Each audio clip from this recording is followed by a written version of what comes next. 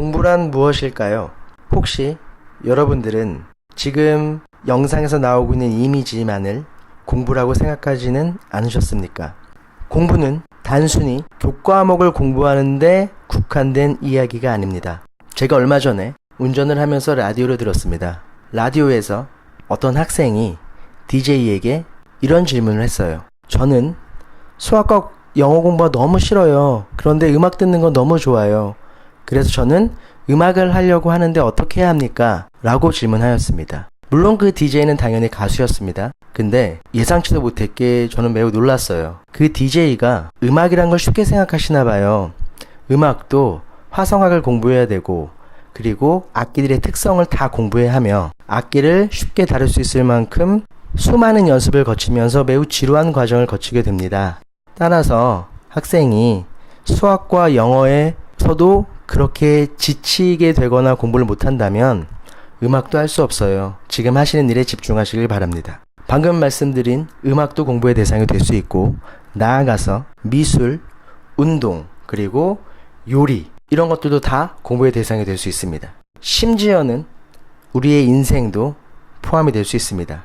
혹자들은 인생을 공부의 여정이라고도 표현을 합니다. 따라서 우리는 평생을 공부와 함께 한다고 생각하셔야 합니다.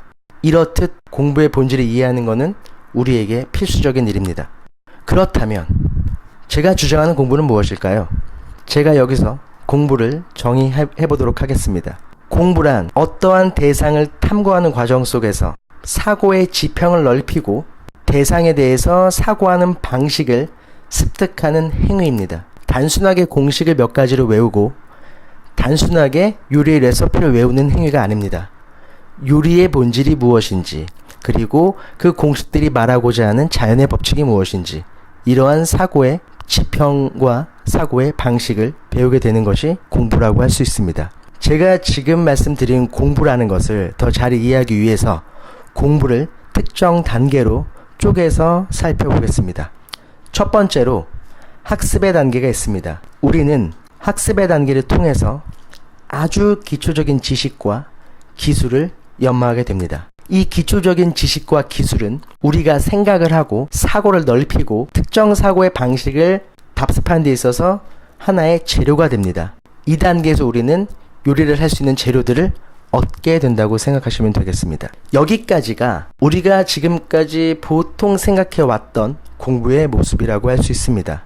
바로 문제는 여기서 발생을 하는 것입니다. 여기까지가 공부라고 생각했기 때문에 우리는 항상 재료만 가지고 있었을 뿐 그 어떠한 발전도 얻을 수 없었던 것입니다. 여기서 공부가 끝났다고 오해를 했기 때문에 우리에게는 더 높은 과정들을 하는 행위들이 멈췄던 거죠.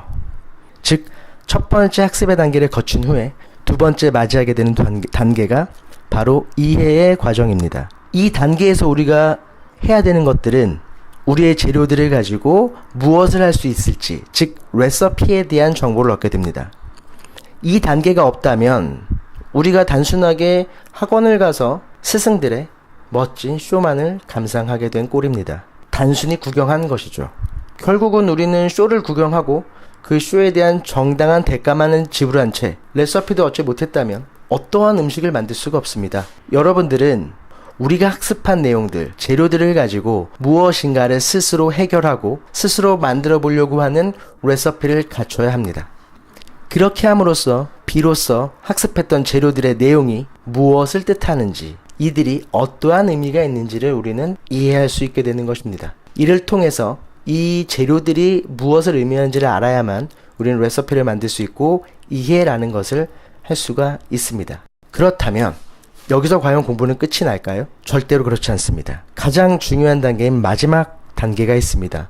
우리는 이 단계를 자기화 과정이라고 부릅니다. 이 단계가 사실상 가장 중요하고 가장 복잡하며 수많은 변수들을 만들어내는 과정이기도 합니다. 여기에서 드디어 요리가 탄생합니다. 똑같은 재료, 똑같은 레시피라고 할지라도 그걸 누가 했냐에 따라서 모든 요리의 맛과 의미가 달라집니다. 즉, 새로운 지식과 기존의 지식, 기존의 재료들, 그리고 나의 감정, 특정 상황, 현재의 내 느낌, 이 모든 것들이 뒤섞이면서 엄청난 변수들이 어우러지면서 우리는 세상에 한 번도 본 적이 없는 나만의 무엇인가를 만들어내는 그 과정입니다. 이렇게 새로운 씨앗이 세상의 발전을 만들어내게 됩니다. 우리는 이것을 인사이트, 즉 통찰이라 부릅니다. 통찰력이 있는 사람들은 세상의 어떠한 사태들에 대해서 그 본질을 조금 더 꿰뚫어 볼 수 있는 눈을 가지게 됩니다. 이래야만 우리는 그 대상에 대해서 공부하였다라고 이야기할 수 있습니다.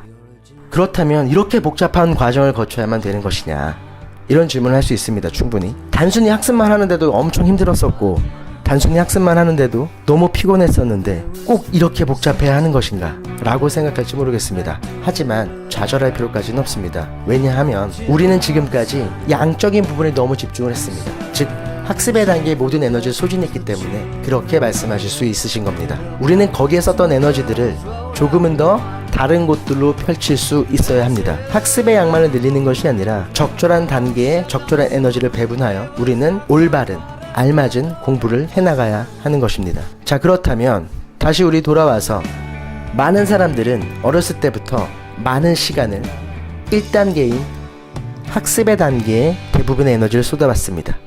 이렇다면 우리에게 가진 것은 단순히 재료밖에 없습니다. 그렇기 때문에 맛있는 음식을 섭취하지 못했던 거고 우리의 삶은 보다 윤택하게 되지 않았던 거라고 할 수 있습니다. 그리고 이런 부분들은 단순히 내 머릿속에 지식을 습득한 행위였다면 내 머릿속에 단순한 기록, 단순한 재료로만 남을 것이고 단 한 번도 나의 생각을 주장할 수 없고, 그렇다는 것은 공부를 했다고 말할 수 없는 것입니다. 그리고 이러한 재료들은 시간이 지나면 잊어버리기도 합니다. 우리가 요리를 할 때 재료를 사놓고 요리를 하지 않는다면 그냥 썩어 없어지는 것과 마찬가지입니다. 자, 다시 한번 의문을 품어봅시다. 나는, 그리고 우리는, 우리의 자녀는 공부를 해본 적이 있습니까?